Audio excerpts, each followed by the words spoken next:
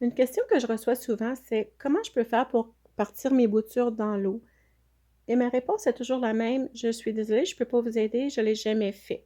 Et aujourd'hui, j'ai décidé de faire une tentative. Nous allons planter plusieurs boutures et nous allons suivre la transformation des boutures pour voir qu'est-ce qui arrive. Aujourd'hui, on va travailler avec la plante qui s'appelle Allison's Laughter. J'en ai deux, donc plusieurs boutures à travailler avec. Bon, c'est pas drôle pour faire cette méthode. J'ai vraiment dû aller sur Google et trouver comment faire parce que je l'ai vraiment jamais fait. Alors, on nous dit de prendre un Saran Wrap et l'emballer sur le dessus. Il y en a qui utilisaient du papier d'aluminium.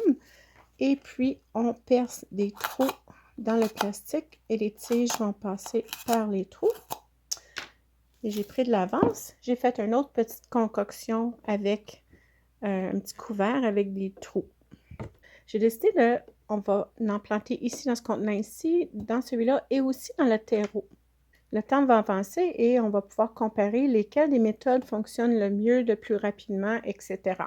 Dans cette expérience scientifique, nous allons planter 3 boutures dans l'eau dans ce contenant ici, 3 ici, et dans celui-ci, je vais en planter 4. Je vais planter 2 boutures très près du haut du sol et 2 boutures très creuses, et on va voir qui va sortir les premières.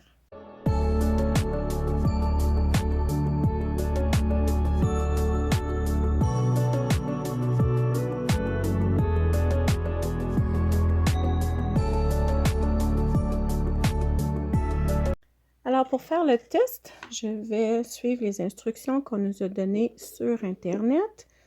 Dans les instructions, les gens utilisaient des tiges très longues. Alors, je ne les couperai pas, je vais suivre les instructions des autres.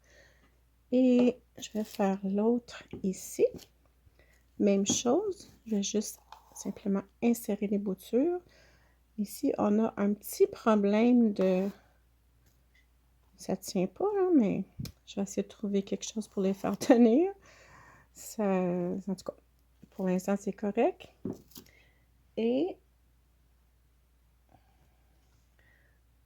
le dernier test qu'on va faire, on va prendre les boutures qui suivent. Non, je vais planter 2 boutures très près du sol, près du le sol en haut, comme ça.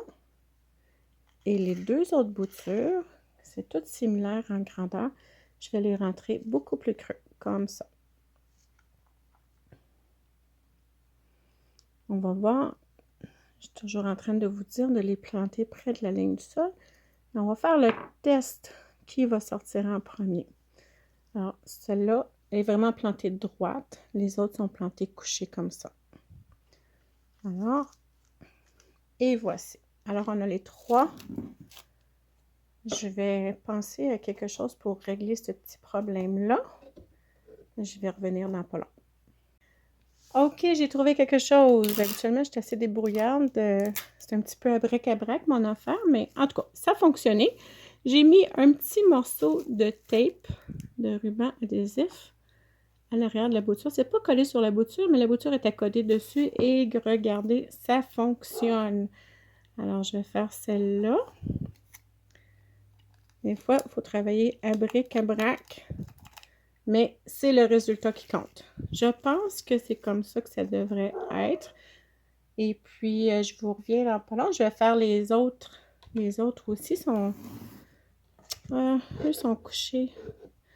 Oui, je vais les faire parce que je veux que... Ils sont un petit peu trop hautes, les tiges, à mon goût, là. Je vais revenir dans pas long. Alors, voici le résultat. On a les boutures avec l'engrais, les boutures sans engrais. Et les boutures dans le terreau, j'ai simplement arrosé avec un petit peu d'eau, car il y a de la nourriture déjà dans le terreau. J'ai inscrit la date pour qu'on se souvienne c'est quand qu'on a commencé. Et je les ai mis tous en dessous de la même lumière, fait que ça va être égal pour tout le monde. Et au fur et à mesure qu'il arrive du progrès, je vais revenir et filmer, vous montrer qu'est-ce qui arrive. Alors, à la prochaine!